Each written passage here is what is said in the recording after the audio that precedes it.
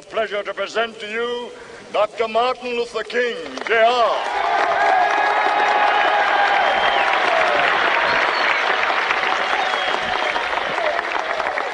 I am happy to join with you today in what will go down in history as the greatest demonstration for freedom in the history of our nation.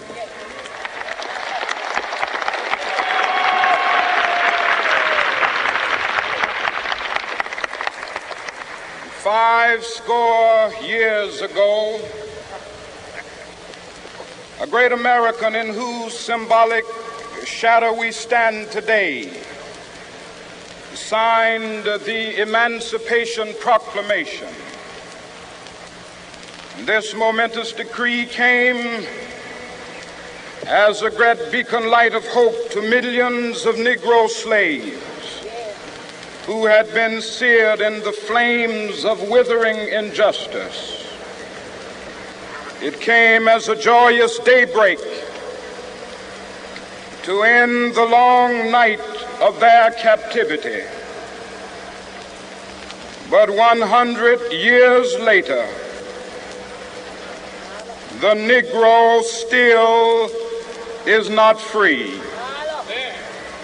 100 years later,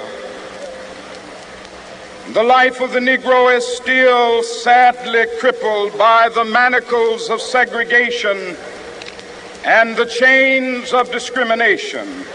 100 years later, the Negro lives on a lonely island of poverty. I have a dream that one day this nation will rise up and live out the true meaning of its creed. We hold these truths to be self-evident, that all men are created equal.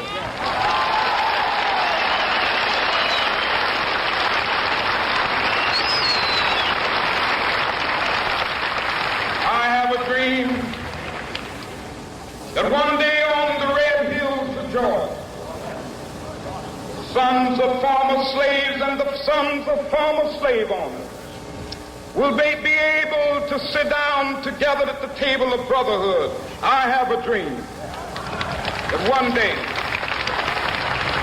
even the state of Mississippi, a state sweltering with the heat of injustice, sweltering with the heat of oppression, will be transformed into an oasis of freedom and justice. I have a dream. My poor little children will one day live in a nation where they will not be judged by the color of their skin, but by the content of their character. I have a dream today.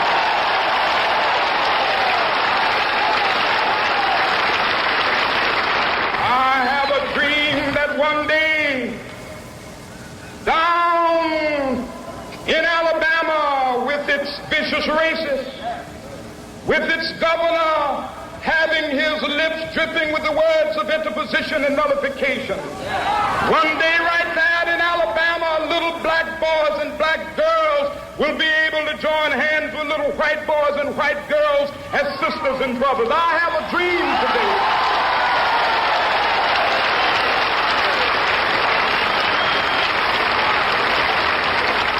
I have a dream that one day every valley shall be exalted, and every hill and mountain shall be made low. The rough places will be made plain, and the crooked places will be made straight, and the glory of the Lord shall be revealed, and all flesh shall see it together. This is our hope. This is the faith that I go back to the South with. With this faith, we will be able to hew out of the mountain of despair a stone of hope. With this faith, we will be able to transform the jangling discords of our nation into a beautiful symphony of brotherhood. With this faith, we will be able to work together, to pray together, to struggle together, to go to jail together, to stand up for freedom together, knowing that we will be free one day.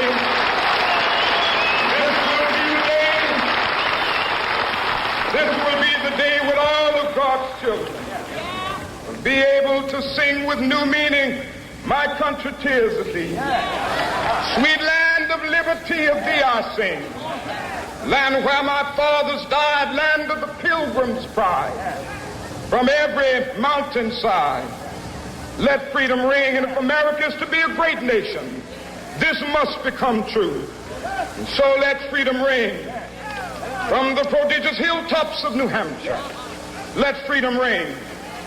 From the mighty mountains of New York, let freedom ring. From the heightening Alleghenies of Pennsylvania, let freedom ring. From the snow-capped Rockies of Colorado, let freedom ring. From the curvaceous slopes of California. But not only that, let freedom ring from Stone Mountain of Georgia. Let freedom ring from Lookout Mountain of Tennessee. Let freedom ring from every hill and molehill of Mississippi, from every mountainside. Let freedom ring, and when it happens,